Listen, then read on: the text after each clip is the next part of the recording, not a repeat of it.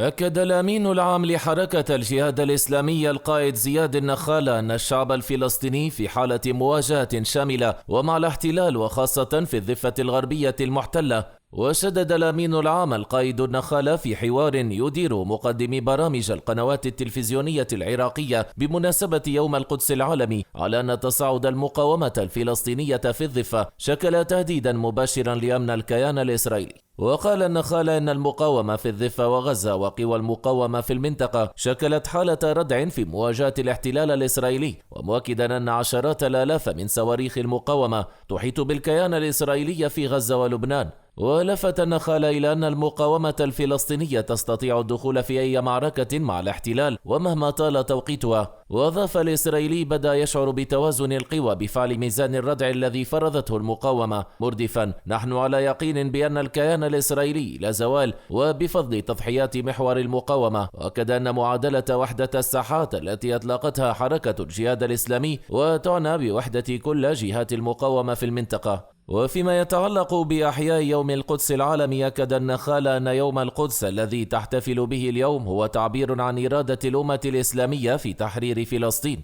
وتابع: الإمام الخميني كان ملهما عندما أعلن يوم الجمعة الأخيرة ومن رمضان يوم القدس العالمي. وبخصوص التسوية بين إيران والسعودية، قال النخالة أن الاتفاق الإيراني السعودي بعث برسالة مهمة إلى الدول والتي تهرول إلى التطبيع مع الاحتلال. وأضاف: نأمل أن تذهب السعودية إلى الطريق الصحيح والابتعاد عن السياسات الأمريكية والتي تعادي العرب والابتعاد عن التطبيع. كما وشدد على أن العراق ركن أصيل في المنظومة العربية وغيابه شكل بذلك نقصا كبيرا، مضيفا: نشكر العراق على استقبال الجهاد الإسلامي بمناسبة يوم القدس العالمي. وشكر النخالة أيضا الجمهورية الإسلامية الإيرانية وعلى ما قدمته للمقاومة الفلسطينية، ولافتا إلى أن إيران دعمت فلسطين بالسلاح والمال على عكس بعض الدول العربية التي أدارت ظهرها للمقاومة. وأشار إلى دور الشهيد قاسم سليماني الذي كان دورا بارزا في دعم المقاومة الفلسطينية، مؤكدا أن موقفه كان نتاج موقف إيران الثابت والتاريخي وتجاه القضية الفلسطينية. أما فيما يتعلق بلقاء مع رئيسي الجمهورية العراقي ومجلس الوزراء، ذكر النخالة أنه تناول آخر مستجدات على الساحة الفلسطينية وبشكل خاص والمنطقة بشكل عام.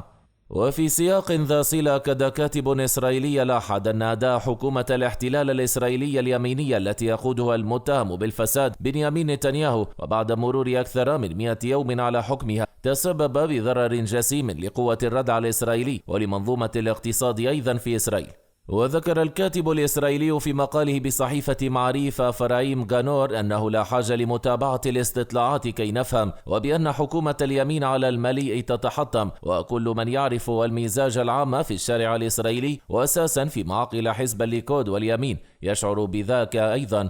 وأضاف: بتنا نسمع مزيدا ومزيدا من خيبة الأمل على لسان مؤيدي نتنياهو، أولئك الذين على مدى السنوات الأخيرة ساوروا أسرى خلفه بعمى، ويصعب عليهم في هذه الأيام أن يؤيدوا السلوك الفاشل لنتنياهو وحكومته. ونوه أن كثيرين ممن يؤيدون الإصلاح وفقا لنظرية يريف لافين هم أولا وقبل كل شيء من متفرغي الليكود ذوي المصالح الشخصية، وإلى جانبهم يدفع بالإصلاح القضائي أولئك الذين يفعم فيهم حافز الثار والكراهية لليسار، وكذلك للأشكناز والماباي ذات مرة، وممن يرون في تنفيذ هذا الإصلاح تجسيدا ولحلم الحوكمة وتحقيق الحكم. أما المؤيدون أكثر أهمية لهذا الإصلاح وفي هذه الحكومة هم بذلك الحريديم الذين لم تكن المحكمة العليا وقراراتها في أي مرة تروق لهم. ونبه بأن تأييد الحريديم لقرار العليا يأتي أساسا ولمنع تشريع قانون المساواة في العبء، والذي يقلقهم منذ الأزل. ومن يكمل معسكر المؤيدين للإصلاح هو المعسكر الصهيوني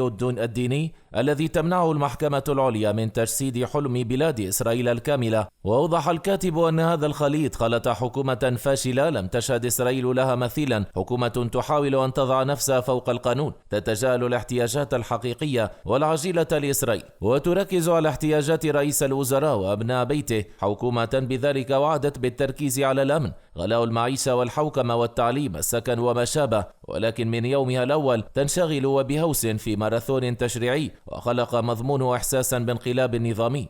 وبين أن نتنياهو ولافين وروتمان اعتقدوا أنهم سيجيزون هذا الانقلاب على عجل من تحت الرادار، لكن الجمهور خرج بجموع لصد الانقلاب في مظاهرات واخذة في الاتساع من أسبوع لآخر، وانضم إليها الكثير من مصوتي اليمين ومعتمري القبعات الذين كان لهم نصيب في إقامة هذه الحكومة. ولفت غانور إلى أنه بعد 100 يوم وذلك من حكمها ألحقت الحكومة ضررا جسيما لردعنا وبالاقتصاد وبالمجتمع، وهذا سيتطلب وقتا وجهدا عظيم لأجم ترميمه، ومنوها إلى أن الحكومة تعني فقط ببقائها رأينا الأداء العليل لوزرائها وانعدام الوسيلة في ضوء مشاكل حرجة، الأكاذيب والاتهامات التي بثتها عن الحكومة التي سبقتها، وأساسا رأينا رئيس وزراء وبعيدا لسنوات ضوء عن سلوكه في الماضي، وجانعا لإتمار بن غفير وزير الأمن القومي وبيتسلايل سموتريتش ووزير المالية خائفا من تنفيذ بنود أساسية في برنامج الليكود مثل بسط السيادة على غور الأردن وتنفيذ قرار العليا بإخلاء قرية الخان الأحمر أو تنفيذ خطط البناء الاستيطاني في الضفة الغربية.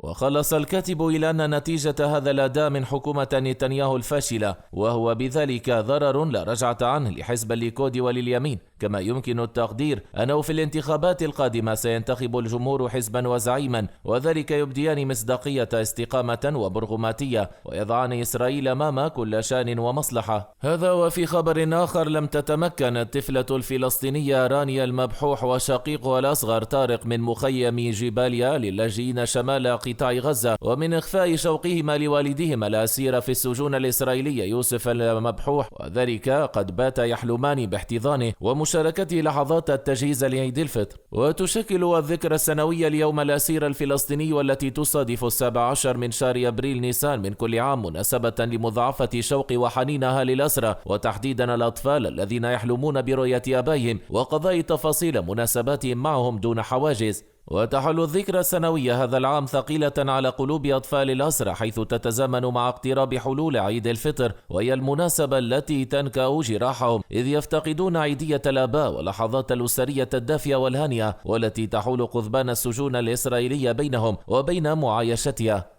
ويبلغ عدد الأسرى والمعتقلين الفلسطينيين في سجون الاحتلال الإسرائيلي قرابة 4800 أسير، منهم 29 أسيرة ونحو 170 قاصرا إلى جانب 650 أسيرا مريضا وبأمراض مزمنة، ومن بينهم 24 مصابين بمرض السرطان و1020 معتقلا إداريا. وقد شهد العام الحالي زيادة واضحة في أعداد المعتقلين الإداريين، وبلغ عدد الأسرى الشهداء 236 شهيدا، وفيما بلغ عدد أسرى قطاع غزة في سجون الاحتلال حتى نهاية شهر سبتمبر أيلول الماضي 210 أسرى، من بينهم 27 أسيرا محكوما بالسجن المؤبد مدى الحياة. جاء كل هذا وفقا للإحصائيات الأخيرة التي أعلنتها وزارة الأسرى والمحررين في مدينة غزة مطلع شهر أبريل نيسان الجاري. وفيما تقول الطفلة رانيا المبحوح للعرب الجديد إنها تتمنى أن تعيش تفاصيل الحياة اليومية مع والدها كبقية أطفال العالم، وتحديدا في المناسبات السنوية كشهر رمضان والأعياد والاحتفالات والمناسبات الأسرية والعائلية. وتوضح رانيا أنها لم تستمع إلى صوت والدها منذ عام ونصف، ولم تزره منذ 3 أعوام، وتنتظر اللحظة التي تحل عينيها برؤيته. وقالت: نفسي أشوف بابا ونجتمع على سفرة رمضان ونتحدث إلى بعضنا البعض ونقضي العيد معا مثل بقية الأطفال.